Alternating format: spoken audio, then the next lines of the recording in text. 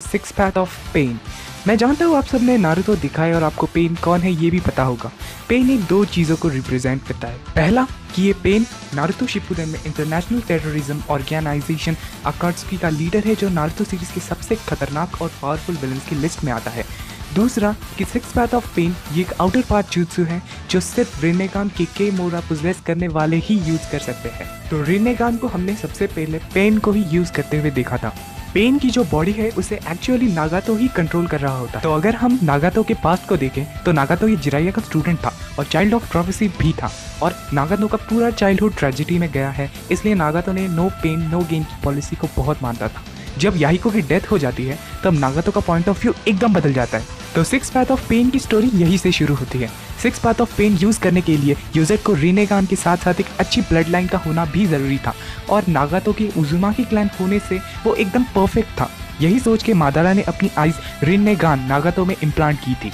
तो जो six path of pen है ये 6 अलग अलग बॉडीज में डिवाइड होते हैं। तो पहला है डिवाइन पाथ या देवा पाथ ऑफ पेन, जो गॉड को रिप्रेजेंट करता है। तो गाइस, नागातो अपनी पूरी लाइफ में याहिको को बहुत ज़्यादा मानता था और उसकी डेथ के बाद भी वो उसे एक डिवाइन फिगर के रूप में देखना चाहता था, इसलिए याहिको की बॉडी में ब्लैक रिसीवर बिठाने के बाद वो तेंदो पेन बन जाता है, जिसे अकात्सुकी का लीडर रखा जाता है। जैसा कि इसका नाम है देवा पाथ, ये गॉड्स की तरह ही सबसे पावरफुल टेक्निक्स का यूज कर सकता है, जिसका एक अच्छा एग्जाम्पल है एक पूरे विलेज को कुछ ही सेकंड्स के अंदर डिस्ट्रॉय कर देना। तो देवा पाथ की टेक्निक्स में आपको अट्रैक्शन और रिपल्शन ज्यादा देखने मिलेगा, जैसे शिनरा तेंसे ऑलमाइटी पुश, जिससे पेन ने कईयों को रिपेल करके दूर दूर जाक फेंका था, और इसका स्ट्रॉन्गेस्ट यूजेज था पूरे कोनोहा विलेज को डिस्ट्रॉय करना। नेक्स्ट है बानशो तेन ऑलमाइटी पुल यानी अट्रैक्शन, जो पेन ने नारुतो को कैप्चर करते वक्त यूज किया था। और एक टेक्निक है जिसका नाम है Chibaku Tensei heavenly subjugation to the omnipresent god, जिसमें पेन एक हाईली अट्रैक्टिव पार्टिकल कोर को आसमान की तरफ सब्जुगेट करता है,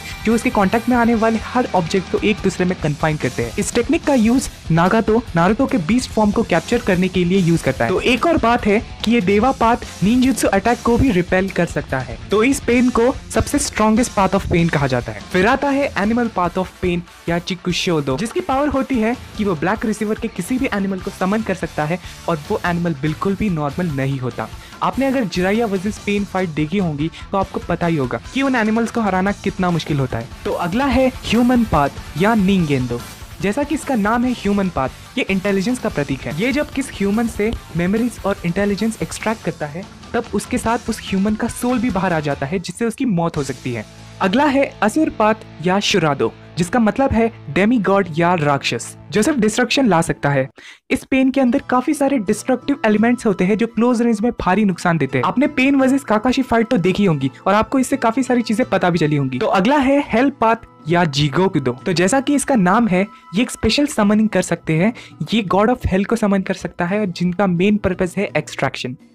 ये उस इंसान से कोई भी सवाल पूछेंगे और अगर उसने झूठ बोला तो सजा के तौर पर उसकी टंग को निकाल दिया जाएगा और उसकी तुरंत डेथ हो जाएगी। नाराका पाथ की एक और एबिलिटी ये है कि ये किसी भी डेड या डिस्ट्रॉयड बॉडी को फिर से रिवाइव कर सकता है। तो नागातो किंग ऑफ हेल, जो नाराका पाथ की एक खास एबिलिटी है, उसका यूज करके कोनोहा में मरे हुए जितने भी शिनोबी हैं उन सबको रिवाइव करता है। तो इसका कंसेप्ट जापान के ओल्ड फोक टेल्स में किया जाता था कि बच्चों को उनकी ग्रैंड मदर ऐसे कहानियां सुनाकर उन्हें झूठ ना बोलने के अच्छे संस्कार देती थी।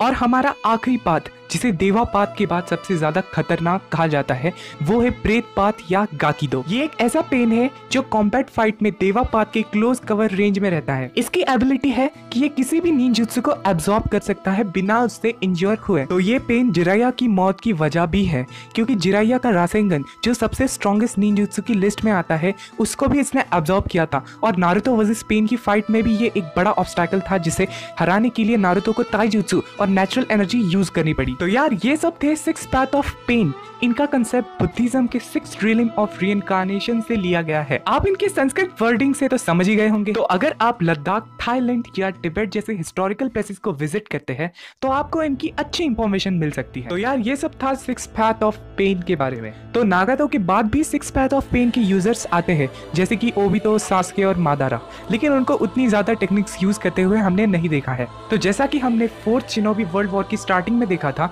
ओबितो कोनान को मारने के बाद नागातो का रिन्नेगान अपनी राइट आई में इम्प्लांट कर लेता है और जो 6 जिंचुरिकी थे उनकी बॉडी को ओबितो 6 पाथ ऑफ पेन की तरह ही यूज करता है। हालांकि वो उसका इतना अच्छा यूसेज नहीं कर सकता क्योंकि उसकी दोनों आंखें रिन्नेगान नहीं थी। फिर आता है मादारा, जो एक रीएनिमेशन था जिसकी वजह से शायद वो रिन्नेगान का अच्छा क्लोज रेंज यूसेज नहीं कर सकता था, लेकिन फिर भी हमने कुछ टेक्निक्स देखी थी मादारा की जो रिन्नेगान से ही थी। फिर आता है सास्के, जिसको हमने सिर्फ देवा पाथ और प्रेत पाथ ही यूज करते हुए देखा है।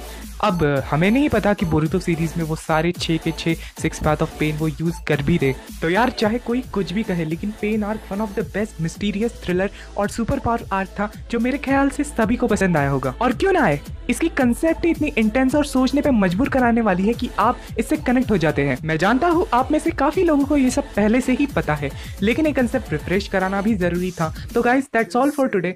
फिर मिलेंगे किसी और वीडियो में, तब तक के लिए बाय बाय। みんな転生